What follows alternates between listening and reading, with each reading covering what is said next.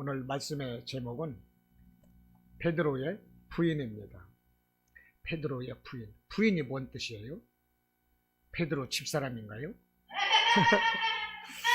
예. 베드로가 예수님을 인정하지 않는다는 거죠. 예수님을 모른다고 부인했다는 것입니다. 예. 베드로의 부인. 예.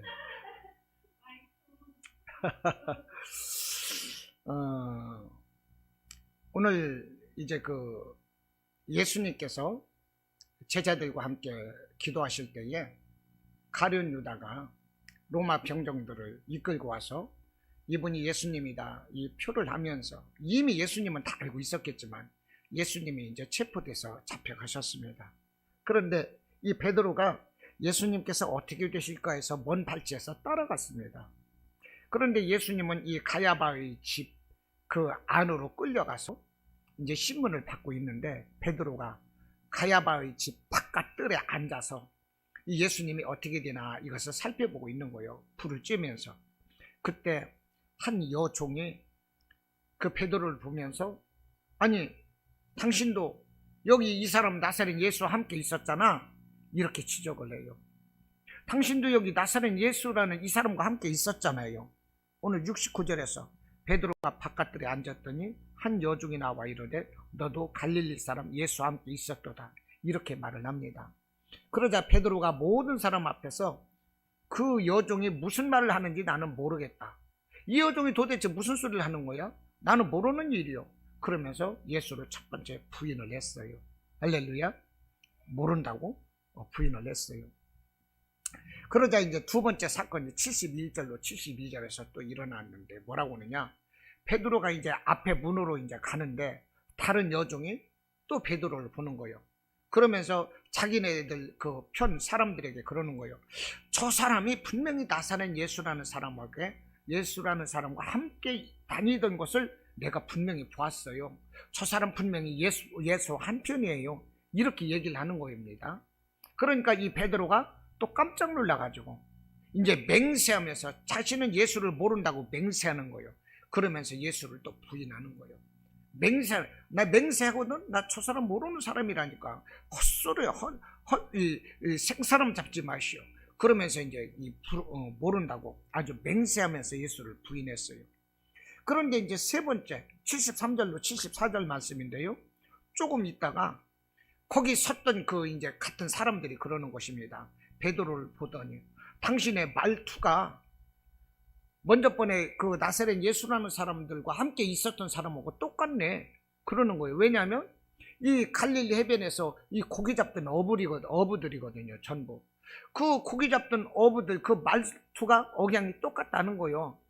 그 예수를 따라다니는 사람들이 바로 그런 사람이었는데 당신 말투가 보니까 그 예수하고 한편이구만, 이러면서 이제 그 베드로를 몰아붙이니까 베드로가 마지막에는 뭐라고 하느냐, 예수를 저주하면서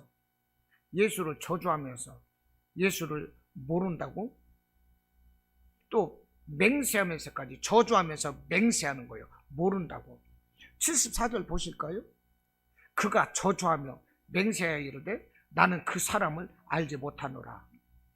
예, 나는 그 사람을 알지 못한다, 예수님을. 나는 그런 사람 몰라, 이거예요.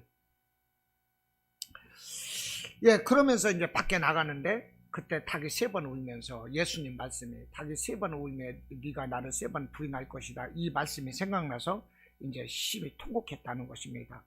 이에 대한 말씀이 사복음서에서 동일하게 기록이 됩니다. 그런데 이제 약간 그 복음서마다 약간씩 내용은 다르게 표시되고 있지만 베드로가 예수님을 부인하는 이 내용에 대해서는 마태, 마가, 누가, 요한복음에서 공통적으로 기록이 되고 있다 하는 것입니다. 자, 이 내용을 다시 요약하면 그래요. 베드로가 불과 몇 시간 전만 해도요, 다른 사람들이 나를 버릴 것이다, 예수님이 이렇게 말씀을 하시니까 베드로가 그랬어요. 내가 주님과 함께 죽을지언정 절대로 주님을 부인하지 않을 것입니다. 26장 35절 말씀이에요. 이렇게 호언장담을 했다는 것입니다. 그런데 실제적으로 예수님께서 붙잡혀가고 이렇게 두려운 상황이 딱 닥치니까 어떻게 돼요? 예수님을 부인하는 것입니다. 그것도 단순히 예수님을 부인한 것으로 끝이는 것이 아니라 맹세까지 하면서 저주하면서 부인했다는 것입니다.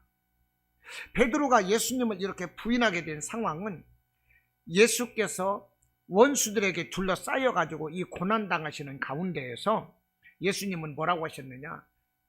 자기의 뜻을 굽히지 않았어요. 나는 메시아다, 구원자다, 이렇게 말씀을 하셨고, 장차 승리의 재림을 예수님은 이 붙잡히셔서 고난당하시면서까지도 증거를 하시고 있는 것입니다. 이 말씀이 어디에 있느냐? 이제 이 다음에 있는 거예요.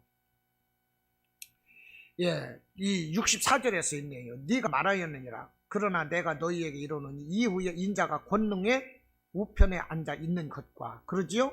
하늘 구름 타고 오는 것을 너희가 보리라. 예수님 자신이 메시아라는 것을 고난받으면서도 예수님은 말씀을 하는 거예요. 그리고 내가 장차 재림할 것이다, 이렇게까지 말을 하고 있는데, 예수님의 수제자라고 말하는 베드로가 어떻게 돼요? 자기 살겠다고, 예수를 모른다고 3번 부인하면서 저주까지 했다는 것입니다. 이와 같은 상황을 보면서 정말 우리는 큰 슬픔을 느끼지 않을 수가 없다는 거예요. 야, 사람이 이렇게까지 간사한가? 사람이 이렇게까지 두려워하는가? 사람이 이렇게까지 사람의 그 신뢰라는 것이 이 정도밖에 안 되는가? 이런 사람의 연약한 것을 깨닫게 되는 것입니다. 그렇기 때문에 성경은 교훈합니다. 뭐라고 하느냐? 자기의 마음을 믿는 자는 미련한 사람이다 그랬어요. 잠언서 28장, 잠언서 28장 26절 말씀입니다. 자기의 마음을 믿는 자는 미련한 사람이라는 거예요. 믿을 수 없는 게 자기예요. 믿을 수 없는 게 사람이에요. 무릇 심히 부패하고 썩은 것이 사람의 마음인 것입니다. 그러니까 내가 나를 믿어? 물론 자기를 좋게 하겠지만서도요, 자기 자신을 모르는 거예요. 자기가 얼마나 나약한 걸 모르는 거예요.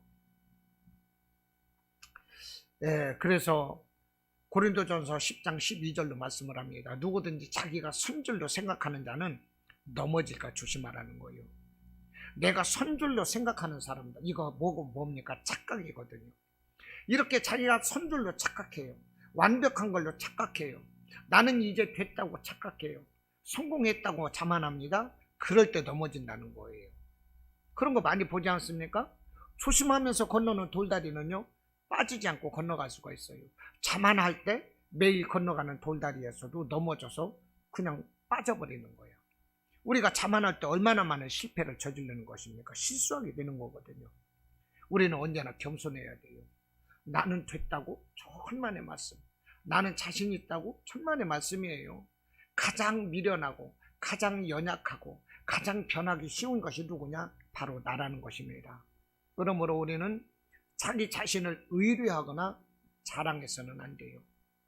만일 자신의 마음을 의지하거나 자신의 의지를 과신하고 자랑하는 사람이 있다면 그는 반드시 낭패를 보게 됩니다. 그 사람은 분명히 부족한 사람이에요. 사람이 채워진 사람, 꽉 찬 사람일수록 자기 자신을 과신하지 않습니다. 드러내지 않아요. 언제나 겸손합니다. 사람이 가장 두려운 일이 언제냐면 나를 나타나지 않을 때, 그 사람이 가장 두려운 거예요. 어떤 사람은요, 나는 이런 사람이야 막 그러면서 자기 자신을 막 과신하거든요. 그럴 때 그 사람을 보면 와, 대단하구나, 이 사람 훌륭한 사람이네, 높은 사람이네, 부자네, 이렇게 생각을 하면서 그 사람을 높이 볼 수도 있고 잠시 존경할 수도 있고 따르고 싶고 그럴 수도 있지만은 그 사람이 두렵지는 않습니다. 누가 가장 두렵냐? 자기 자신을 드러내지 않을 때. 할렐루야. 그 사람이 가장 두려운 거예요. 내 자신에 대해서 나는 이런 사람이다, 저런 사람이다, 나는 이렇다 저렇다 말하지 않을 때 다른 사람들이 볼 때 내가 가장 두려운 것입니다. 우리가 물속을 볼 때 물속이 훤히 들여다보는 물속은 두렵지 않아요. 그러나 물속이 들여다보이지 않을 때 그 물이 두렵습니다. 헤엄을 잘 치든 안 치든 누구나 마찬가지예요. 물속이 들여다보이면 안 두려워요. 왜냐? 내가 안 들어갈 수도 있거든요. 저기가 얼마나 깊다는 걸 알고서 안 들어갈 수도 있어요. 그에 대한 대책이 마음에서 세워지는 것입니다. 아, 이거는 들어가면 안 되겠다. 아, 여기는 들어가면 어떻게 나와야 되겠다. 이런 게 있어요. 그런데 보이지 않는 물길은 어떻습니까? 두려운 거예요. 대책이 안 서. 이게 아예 빠질 생각을, 엄두를 못 내는 것입니다. 그 물속에 누가 있는지 몰라. 물귀신이 손을 잡아서 쭉 잡아 당길지도 모르는 거예요. 일테면 그렇게 생각한다는 거예요. 머리가 쭈삐 쓰거든요. 보이지 않는 물길이 가장 두렵다는 거예요. 여러분, 그런 거예요. 내 자신 과신해서는 안 돼요. 꽉 찬 사람일수록 겸손하고 자신을 낮추는 것입니다. 그럴 때 다른 사람으로부터 나는 높여진다는 것을 우리가 깨닫기를 바랍니다. 자, 이 베드로가 오늘 말씀해 보니까 3번을 부인했어요. 자, 우선 첫 번째 부인한 것을 한번 봐보겠습니다. 69절로 70절 말씀입니다. 69절로 70절 말씀 이렇게 말합니다. 베드로가 바깥 뜰에 앉았더니 한 여종이 나와 이르되 너도 갈릴리 사람 예수와 함께 있었도다 하거늘 베드로가 모든 사람 앞에서 부인하여 이르되 나는 네가 무슨 말을 하는지 알지 못하겠노라 하며 그랬어요. 이 69절 보십시오. 너도 갈릴리 사람 예수와 함께 있었도다 이렇게 말을 해요. 그죠? 베드로에게 너도 갈릴리 사람 예수와 함께 있었도다. 그런데 이 갈릴리 사람 예수라는 말이 무슨 말이냐? 예수를 조롱하는 말입니다. 사실은요. 마가복음 14장 67절에서는 이 갈릴리 사람 예수를 뭐라고 했느냐면 나사렛 예수로 이렇게 말을 하고 있거든요. 그런데 갈릴리 사람 예수나 나사렛 예수나 같은 뜻인데 예수의 비천한 신분을 조롱하는 말에는 똑같은 말이라는 거예요. 이 보잘것없는 여종이 그 메시아로 오신 예수님을 어떻게 돼요? 조롱을 하고 있어요. 그러면 이 베드로는 어떤 사람이어야 됩니까? 예수님 앞에서 언제나 의롭고 1등 같은 사람이라면 여종을 호통쳐야 될 것이에요. 그런데 이 베드로가 어떻습니까? 그 여종 앞에서 쩔쩔매면서 자기가 예수님을 모르는 사람이라고 그 관계를 부인하고 있어요. 관계를 부인합니다. 그런데 어떻게 부인해요? 70절에서 보니까 모든 사람 앞에서, 할렐루야, 모든 사람 앞에서 나는 예수를 모른다고 부인을 하고 있는 거예요. 모든 사람 앞에서. 여기서 모든 사람 앞에서라는 것이 무슨 말이냐면 모든 사람이 들을 수 있도록 공개적으로 부인했다는 것입니다. 여러분, 나는 저 사람 정말 몰라요. 나하고 절대 관계없습니다. 이렇게 모든 사람에게 공개적으로 모른다고 부인했다는 거예요. 자기는 예수와 절대 함께 다닌 적이 없다. 이것을 여러 사람이 들을 수 있도록 자기를 변호하는 거예요. 내 편이 돼주십시오. 내 사정 좀 알아주십시오. 그러는 거예요. 얼마나 쫄았으면 지금 여종 앞에서 베드로가 이러고 있어요. 그런데 두 번째 여종이 또 베드로를 보니까 자기 사람들한테 아닌데 저 사람 분명히 내가 봤어요. 예수와 한편이에요. 이렇게 얘기를 했거든요. 그러니까 맹세하면서 모른다고. 또 거기 같이 있던 사람들이 당신 말투가 예수 제자 맞네. 이렇게 얘기하니까 예수님을 막 저주하는 거예요. 그러면서 맹세하고 부인하는 거예요. 모른다고. 강력하게. 이 얼마나 이 베드로가 뻔뻔해진 것입니까? 나는 그 사람을 모른다 그러면 저주하는 거예요. 이 두려움 앞에서 사람이 이렇게 간사해지고 뻔뻔해지는 거예요. 정치인들 보십시오. 뻔뻔하잖아요. 이재명이 보세요. 자기가 데리고 있던 사람들 처음에 모른다고 그러잖아요. 그랬다가 나중에 모른다고 뻔뻔하게 부인하다가 베드로처럼 나중에는 예 압니다 이렇게 말하잖아요. 이게 이거 얼마나 우리 권 집사님 오늘 못 오셨네? 권 집사님이 그랬잖아요. 이재명이가 우리 어머니가 권사님이시고 우리 아내가 어렸을 때부터 학생 때부터 이 교회 반주를 했고 참 신실한 신자고 저도 분당 우리 교회에서 참 믿음 생활을 잘했던 사람이라고. 그러니까 이 모든 것이 우리 주님의 은혜입니다. 우리 주님께서 저를 이곳까지 이끌어 주셨습니다. 그러자 이찬수 목사님이 바로 그러잖아요. 요즘 이 정치인들 보면 말이지, 너도 나도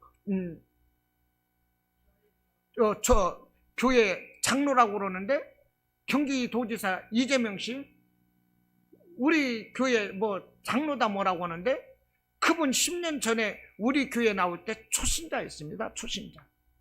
그분 초신자였어요. 지도를 받아야 될 초신자였습니다.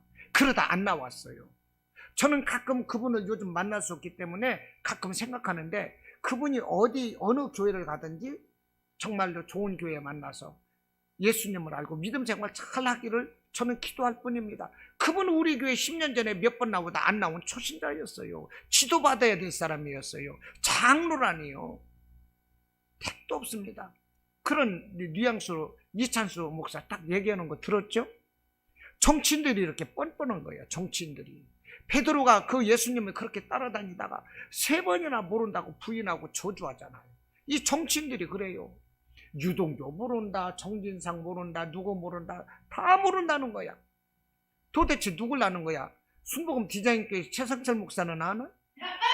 참나.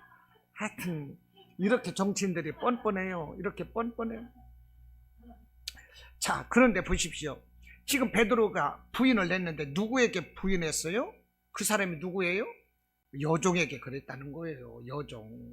여종이 높아요, 얕아요?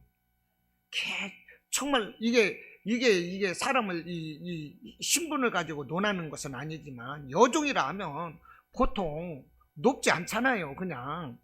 그런데 그 여종을 사도행전 12장 13절에서는 뭐라고 그러느냐면, 나이 어린 여자라 이렇게 말하고 있어요.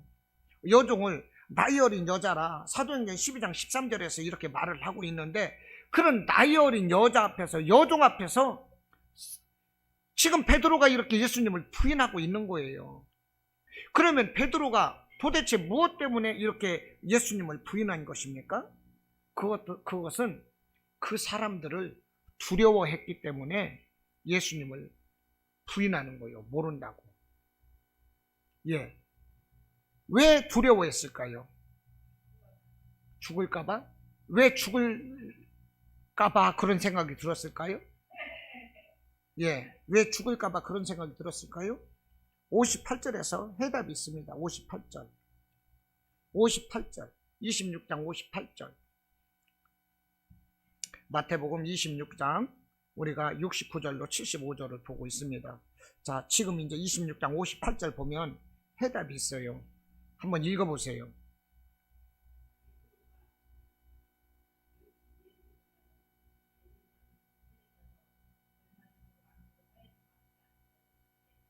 예, 어떻게 있어요? 예수를 어떻게 따라갔어요? 멀찍이 따라갔어요. 이게 문제인 것입니다. 예수님과 가까이 있었으면 그 예수를 잡아간 사람들이 두려울 수가 없는 거예요. 할렐루야. 그런데 지금 이 베드로가 어떻게 됐어요? 예수님과 멀찍이 떨어져 있는 거예요. 지금 이해가 되십니까? 예수님과 우리는 항상 가까워야 돼요. 그런데 지금 이 베드로가 예수님 잡아간 사람들을 두려워하는 이유가 뭐예요? 그렇기 때문에 한 여종 앞에서까지도 변명하고 쩔쩔매고 있는데, 그것이 뭐냐? 예수님과 멀찍이 떨어져 있기 때문에. 할렐루야. 그래서 두려워하는 것입니다. 지금 베드로가 어떤 모습인지 아십니까? 자기 스승 예수님을 향한 걱정이 있어요. 그래서 걱정이 돼서 예수님을 멀찍이 따라와서 예수님이 어떻게 될 것인가 지금 살펴보고 있는 거예요. 반면에 자기 신변에 대한 그 안전에 대한 그 두려움이 또 있는 거예요. 그러니까 자기 자신이 어떻게 될까봐 두려움도 있지. 그렇지만은 예수님 신변에 어떻게 되실지 염려도 되지. 그러는 상황 가운데서 베드로는 어떻게 돼요? 엉거추춤하고 있는 거예요. 그래서 다른 제자들은 다 도망갔는데 베드로는 그나마 멀찍이 떨어져서 예수님을 살펴보고 있어요. 그러니까 예수님의 신변도 염려가 되고, 가까이 따라가자니 자기 신변에 두려움이 느껴지고, 그러니 멀찍이 떨어지고 있는 거예요. 물론 다른 제자들보다는 나아요. 다 도망가버린 다른 제자들보다는 칭찬해 줄 만해요. 그러나 자기 신변에 대한 두려움 때문에 예수님과 멀리 떨어져 있다는 것입니다. 그럴 때 두려움이 오는 거예요. 할렐루야. 여러분, 우리가 예수를 따르려면 가까이서 따라야 되는 것입니다. 할렐루야. 우리가 예수님을 따르려면 가까이서 따라야 되는 것이지 멀찍이 따라서는 안 되는 거예요. 어린아이가 부모를 따를 때 멀찌감치 따라가지면 어떻게 됩니까? 그것은 고아가 돼요. 고아가 되는 거예요. 고아가 되는 거예요. 어린아이들 고아되면요 못 찾아요. 찾는 경우도 있지만 못 찾는 경우가 얼마나 많습니까? 못 찾는 거예요. 그러면 뭐 입양 가고 뭐 보다 보면 정말 찾을 길이 없는 거지. 어린아이는 어머니 손에 붙잡혀 있어야 되는 거예요. 우리는요 예수님 손에 붙잡혀 있어야 되는 거예요. 할렐루야. 여러분, 들판에 이 길러지는 양이 목자에게서 떨어지면 어떻게 되겠습니까? 늑대나 곰에 밥이 되는 거예요. 할렐루야. 예, 늑대나 곰이나 이런 짐승들의 밥이 되는 거예요. 이 웅덩이에, 깊은 웅덩이에 떨어져 내릴지, 목자와 떨어져 있으면 푸른 풀밭이 어디에 있는지, 쉴만한 물가가 어디인지, 그늘진 곳이 어디인지 모르는 거예요. 양은 언제나 목자와 함께 있어야 되는 거죠. 그와 같이 우리는 언제나 예수님과 함께 있어야 되는 것입니다. 가까이 있어야 돼요. 손을 잡아야 돼요. 늘 성령님과 동행하는 그런 삶을 살아야 되는 것입니다. 할렐루야. 자, 아무튼 이 베드로가 한 여종 앞에서, 어린 여자아이 앞에서 두려워서 떨었다는 것은요, 우리 자신이 우리 인간의 본성의 나약함을 깨닫게 한다 이 말입니다. 할렐루야. 우리는 강한 것 같고 남들 앞에서 나 이런 사람이야 이렇게 큰 소리 치고 호언장담하지만 보잘것없다는 거예요. 그러므로 내 자신의 약함을 알아야 됩니다. 내 자신이 약한데 나를 강하게 할 수 있는 것은 무엇일까요? 목자 되시는 예수님과 함께하는 것입니다. 오늘 베드로처럼 예수님과 멀찍이 떨어져 있어서는 절대 안 되는 거예요. 할렐루야. 항상 가까이 하시기를 바랍니다. 자, 말씀드렸지만 예수님과 멀찍이 떨어져 있던 것이 문제였었습니다. 그것이 문제였어요. 그래서 베드로는 지금 그 사람들을 두려워하고 있는 거예요. 여종을 두려워하고 있는 거예요. 우리가 가까이 있을 때는 문제가 없습니다. 멀찍이 떨어져 있을 때 문제가 발생을 하는 거예요. 연예인들 간에서도 보면요 그런 말이 나오더라고요. 연예인들은요 사랑을 이렇게 비밀리에 하거든요. 보통 그 인기 때문에. 그런데 사랑이 이제 그 대중에게 드러났을 때는 공식적으로 인정을 해요. 그러다가 보면 나중에 보면 그 사람들이 막 이별한다, 헤어진다 이런 얘기가 나와요. 그런 그 헤어지는 그 이유 중에 하나가 대부분 뭐냐? 서로가 촬영 관계로 바쁘다 보니까 멀리 떨어져 있고, 그러다 보니 서로 만날 기회가 없었고, 그러다 보니까 다시 서로를 생각하는 이런 시간을 갖게 되었고, 그러다 보니까 우리는 서로가 친구로서 서로 기도하는 사이로 남기로 했다. 보통 이런 스토리가 딱 많거든. 그죠? 서로가 이렇게 촬영이 바쁘다 보니까 멀리 떨어져 있고, 이거야. 멀리 떨어져 있다. 이게 문제거든, 이게. 멀리 떨어져 있으니까 이별 소식이 나오는 거야, 이게. 그러니까요, 가족 간에도 서로가 소통하는 가족은 어때요? 서로가 가까이 하는 가정인 것입니다. 할렐루야. 친구들 간에도 어때요? 가까이 하는 친구들은 가까워요. 누구든지 가까이 해야 되는 거예요. 할렐루야. 예, 우리는 사람 간에도 가까워야 되는 것이고요. 예수님과도 가까워야 되는 것이고요.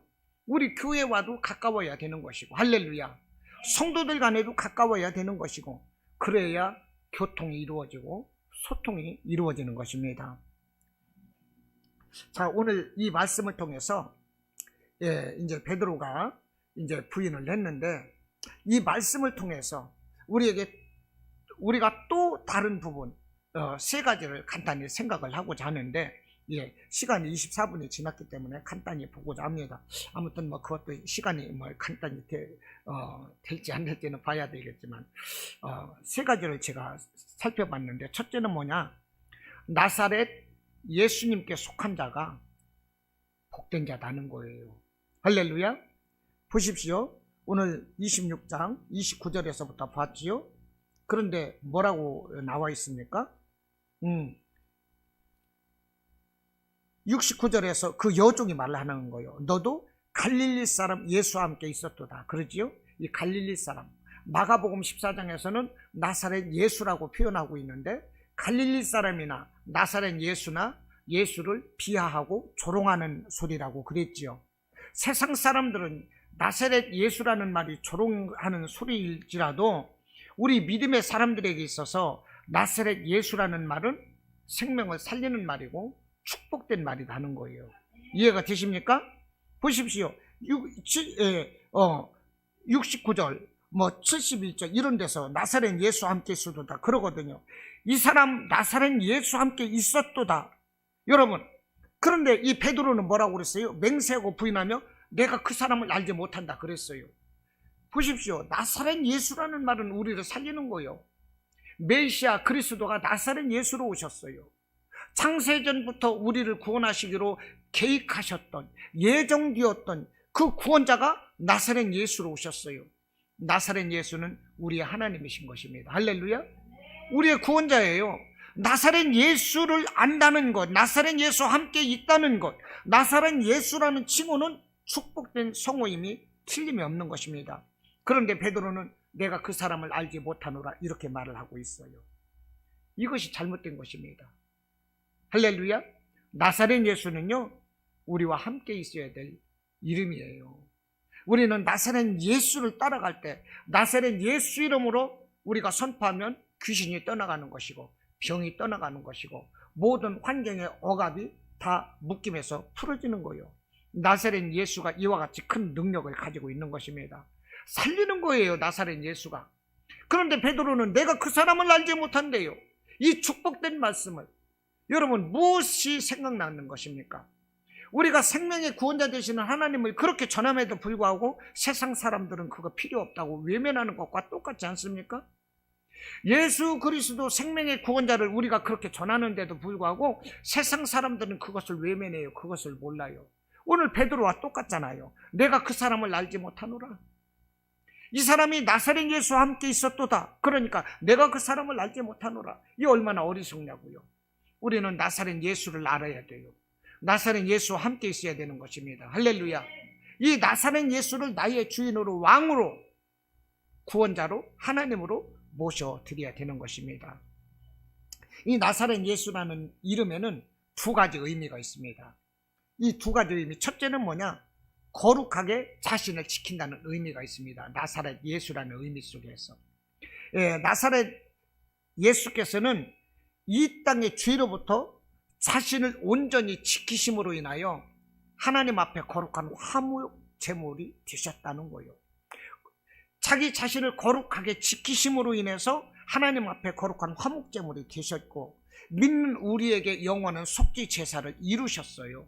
그래서 우리가 그것을 믿을 때 우리 대신 자신을 드림으로 인해서 우리와 하나님과의 관계를 화목하게 이루어 주셨어요.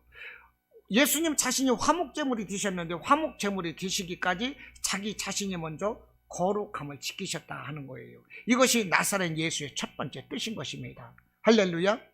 로마서 3장 25절 이렇게 말씀을 합니다. 이 예수를 하나님의 그의 피로서 믿음으로 말미암는 화목제물로 세우셨으니 이는 하나님이 우리에 대해서 길이 참으신 것이다. 할렐루야. 거룩이라는 뜻이 있다는 거예요. 예수님은 거룩하심으로 인하여 화목제물이 되셨고 우리를 하나님과 화목하게 관계를 여셨어요. 우리가 그걸 믿음으로 의롭다 여김을 받고 구원받는 것입니다. 또 나사렛이라는 것은 또 다른 뜻이 있어요. 그것이 무엇입니까? 새싹이라는 의미입니다. 새싹. 나사렛은 새싹이라는 의미가 있어요. 구약 성경에서 메시아를 뭐라고 표현했느냐 하면은 새로 나는 연한 순 또는 새 순 이렇게 표시되어 있습니다. 그래서 이사야서 11장 1절 말씀은 뭐라고 말하느냐? 이새의 줄기에서, 이새가 누구예요? 다윗의 아버지. 다윗을 뭐라고 그래요?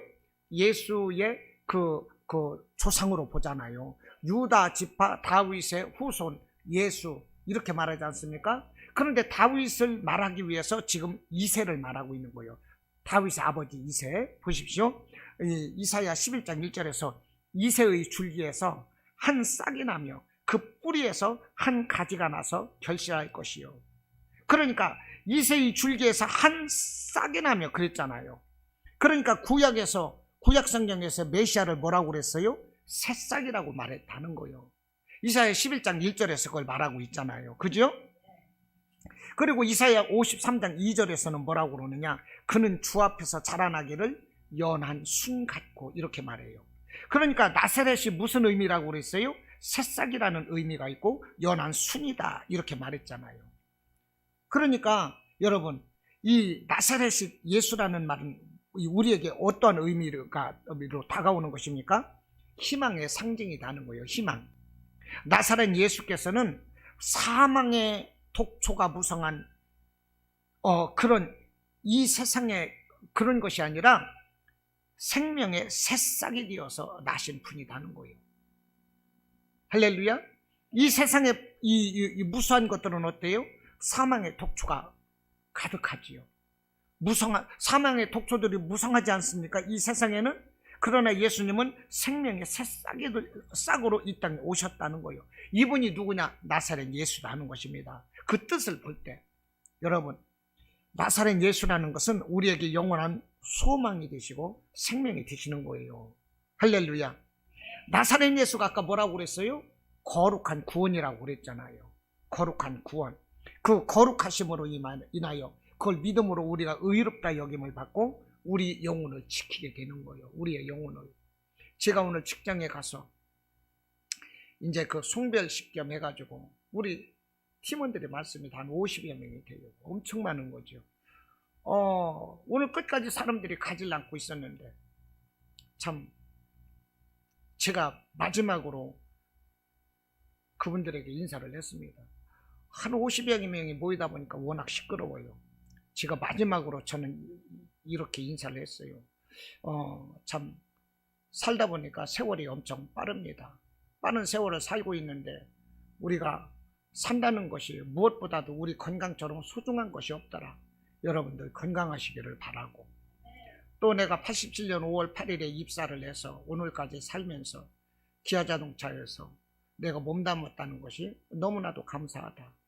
여러분들도 남은 삶을 감사함으로 그런 마음으로 살아가신다면 여러분들의 삶에 더욱더 정신적으로나 삶의 어떤 만족감이 더 넘칠 것이다. 이런 말을 했어요. 그리고 우리가 우리가 보이는 이 세상이 다가 아닐 것인데 보이지 않는 영원한 생명을 여러분들 한 번쯤 생각하시고 살아가실 수 있기를 여러분들 부탁드립니다. 예, 이런 말로 오늘 제가 인사를 했어요. 그 제가 무슨 뜻으로 그랬느냐? 우리의 영혼을 지켜야 되는 거거든요. 할렐루야. 우리의 영혼이 누구에게 지켜지는 것입니까? 나사렛 예수인 거예요. 할렐루야. 나사렛 예수에 속한 자는 복된 자다는 거예요. 나사렛 예수를 아는 것이 복되고 그 안에 있는 것이 복되고 의지하는 자가 복돼요. 베드로처럼 내가 그 사람을 알지 못하노라 이런 실수를 범하지 않기를 바랍니다. 가끔 죽으면 지옥에 있는지 천국에 있는지 어떻게 알아요? 이렇게 얘기하는 사람이 있어. 나 몰라요. 죽든 살든 난 몰라요. 천국이든 지옥이든 난 몰라요. 이렇게 말하는 사람들이 있어. 제발 부탁인데 그냥 화가 나서 그냥 하는 소리이길 바라지만 그럴지라도 그런 말 해서는 안 되는 것입니다. 나사렛 예수가 우리의 구원이고 생명인 거예요. 할렐루야. 예. 자, 두 번째 또 생각한 것이 뭐냐면, 그러니까 나사렛 예수가 있기 때문에 오늘날 교회도 있는 것이고, 나사렛 예수가 있기 때문에 우리의 신앙도 있고, 우리의 영생도 있고, 소망도 있다는 것입니다. 늘 이 예수 이름, 나사렛 예수 이름을 힘입어서 우리가 사망 권세를 이기실 수 있기를 바랍니다. 자, 두 번째는요, 이제 베드로가 이 예수를 모른다고 3번을 부인했어요. 저주하고 부인을 했어요. 그런데 꺾여 하고 닭이 3번을 울었어요. 그러니까 베드로가 문득 생각이 나는 거예요. 사람들이 나를 다 버리고 떠날 것이다. 그러니까 베드로가 사람들이 다 주를 버릴지언정 나는 주를 떠나지 않겠나이다. 그러니까 네가 닭이 3번 울 때까지 네가 나를 3번 부인하리라. 이 말씀을 하셨어요. 이 말씀이 26장 35절 말씀인 거예요. 자, 이제 어찌됐든 간에 시간이 많이 갔는데, 두 번째 이제 생각하는 것은 주님의 말씀 생각나는 사람이 복된 사람이라는 거예요. 75절 뭐라고 합니까? 예. 이게 또 26장 얼른 또 넘겨야 되겠네. 75절 말씀에 세 번씩이나 이 부인한 베드로가 닭 울기 전에 자신을 세 번 부인하리라는 예수님 말씀이 생각나서 밖에 나가서 통곡했어요. 밖에 나가서 통곡한 이유가 뭐예요? 주님 말씀이 생각난 거예요. 닭 울기 전에 네가 세 번 부인하리라. 근데 닭이 울었어. 그러니까 주님 말씀이 생각나서 밖에 나가 통곡을 했어요. 자기 자신은 절대로 주님을 떠나지 않겠다고 호언장담했던 베드로가 어떻게 돼요? 닭 울기 전에 세 번 네가 나를 부인하리라 했던 말이 생각나서 그 예수님의 예언이 생각나서 울었던 거예요. 그러니까 베드로는 이 예수님의 말씀을 기억하는 거예요. 할렐루야. 예수님의 말씀을 기억을 할 때 그 사람의 영혼이 살아나는 거예요. 할렐루야. 예수님의 말씀, 네가 닭이 세 번 울기 전에 나를 세 번 부인하리라는 그 말씀이 생각나니까 나가서 통곡을 하는 거예요. 우리는 언제나 예수님 말씀을 담아야 되는 것입니다. 예수님의 말씀을 담아야 돼요. 그래서 우리가 성경을 많이 보고 그 말씀을 많이 듣고 그러면 그것이 양식이 돼서 때를 따라 우리를 돕는 은혜가 된다는 거예요. 말씀이 양식인 거예요. 말씀이 힘이고 능력이에요. 많이 말씀을 읽어야 되는 거예요. 그래서 할렐루야. 내가 어떤 자신의 한계성이라든지 연약함 때문에 내가 고난당할 때 하나님의 말씀이 나를 위로해주고 내가 고난당하고 신음을 할 때 그 길에서 헤어나올 수 있는 지혜와 능력이 어디에서 주어집니까? 하나님의 말씀에서 주어지는 거예요. 그러므로 내가 말씀을 많이 봐야 되는 거예요. 우리가 성경을 많이 알고 있다는 것은 그만큼 능력 있는 신앙인이 되는 것입니다. 할렐루야. 또 하나는 회개하는 자가 복된 자다는 거예요. 주의 말씀이 생각나니까 베드로가 주의 말씀이 생각나서 어떻게 됐어요? 밖에 나가서 심히 통곡을 했다는 것입니다. 심히 통곡했다는 것이 무엇이겠습니까? 회개했다는 거예요. 회개했다. 75절에서 심히 통곡하니라, 이 말이 이 헬라어로 에클라이센 피크로스라고 말하는데요, 아주 쓰라리게 비통하게 이러느며 아주 막 쓰라리고 비통하게 통곡을 했어요. 심장이 찢어질 정도의 큰 아픔을 가지고 후회하면서 통곡했던 이 베드로의 상태라는 거예요. 이 베드로는 가룟 유다와 비교가 되는 것입니다. 가룟 유다는 어떻게 됐어요? 예수를 배신한 후에 후회했어요. 그래서 후회는 했는데 진정한 회개를 하지 않았어요. 27장 3절로 5절 이 가룟 유다입니다. 보십시오. 27장 1절부터 볼게요. 27장 1절. 새벽에 모든 대제사장과 백성의 장로들이 예수를 죽이려고 함께 의논하고 결박하여 끌고 가서 총독 빌라도에게 넘겨주니라. 그때에 예수를 판 유다가 그의 정죄됨을 보고 스스로 뉘우쳐 그 은 30을 대제사장들과 장로들에게 도로 갖다 주며 이르되 내가 무지한 피를 팔고 죄를 범하였다 하니 그들이 이르되 그것이 우리에게 무슨 상관이냐, 네가 당하라 하거늘 유다가 은을 성수에 던져놓고 물러가서 스스로 목매어 죽은지라 그랬어요. 자기 잘못을 뉘우치기는 했어요. 그러나 하나님 앞에 회개하지는 않았어요. 자기 잘못을 깨닫기는 했어요. 그러나 회개하지는 않았어요. 반면 베드로는 어떻습니까? 예수님을 모른다고 3번 배반했어요. 그러나 통곡하면서 철저하게 회개를 하는 것입니다. 그래서 용서를 받았어요. 할렐루야. 그렇기 때문에 예수님은 이 베드로를 쓰는 거예요. 예수님이 요한복음에서 마지막 네가 나를 사랑하느냐 3번 왜 물었어요? 네가 나를 3번 부인했잖아. 아주 그냥 가슴을 찔르는 거예요. 너 앞으로 정신 차려. 말씀 똑바로 보고 기도하고 성령 충만해서 이 일 감당해야 돼. 내 양을 먹여야 돼. 정신 똑바로 차려. 그런 거 아니겠어요? 네가 나를 사랑하느냐, 네가 나를 사랑하느냐 3번씩이나. 왜 이 베드로에게 또 그랬을까요? 회개했으니까. 회개했으니까. 예수님이 간도 쓸개도 없는 사람이에요? 예수님은 비유도 없어? 자존심도 없어? 근데 베드로에게 왜 또 그러셨을까? 이놈이 회개를 했거든. 회개를 하면 죄 없음으로 다시 인정해 주는 거예요. 이렇게 회개할 때 죄 없음으로 이렇게 해서 베드로는 초대교회 중심 인물이 되었고 복음 전파에 큰 업적을 남겼다는 것입니다. 여러분, 진실한 회개, 이것이 얼마나 중요하냐는 거예요. 여러분, 우리가 살다 보면 죄 안 짓는 사람이 어디 있습니까? 누구나 다 죄를 지어요. 그럴 때마다 이 베드로와 같이 아주 쓰라리게 비통하게 장자를 쥐어짜는 것과 같은 이런 회개가 우리에게 있어야 돼요. 그리고 그 죄를 돌이키면 여러분, 우리는 용서받는 것입니다. 이 질병 앞에서도 하나님께서 주시는 죄가 생각난다면 내가 창자가 틀어질 만큼 아플 만큼 둥글면서 우리가 회개를 하고 그러면요, 그 사람의 병이 낫는다는 거예요. 그런 것이 한두 번입니까? 비일비재해요. 엄청 많습니다. 회개할 때 기적이 일어나는 거예요. 우리는 연약하거든요. 그런데 연약할지라도 우리가 죄를 회개하고 하나님 앞에 깨끗하게 힘쓰면 하나님은 우리를 강하게 쓰시는 것입니다. 할렐루야. 내가 죄인인 것을 인정하는 거예요. 철저하게 회개하는 거예요. 그리고 용서함 받는 것입니다. 회개야말로 우리를 구원으로 이끄는 절대 요건이 되는 거예요. 죄 없는 사람은 아무도 없어요. 그래서 회개해야 되는 거예요. 할렐루야. 베드로가 위대한 것이 무엇입니까? 아, 베드로 그 자식 그거? 예수님은 3번이나 모른다고 부인하네. 그거 싸가지 없네? 그런다고 해서 사람 취급 안 할 수 있나요? 아닌 거예요. 아니, 그렇게 못돼 먹은 이 베드로를 왜 사용했어요?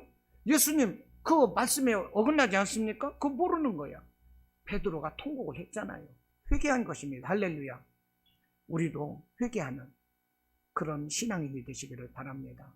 예, 베드로와 같이 나사렛 예수를 모른다고 하는 것이 아니라 나사렛 예수 안에서 더욱더 가깝게 이 나사렛 예수 그리스도와 함께 손잡고 할렐루야 날마다 동행하는 삶이 되시기를 주님의 이름으로 축원합니다.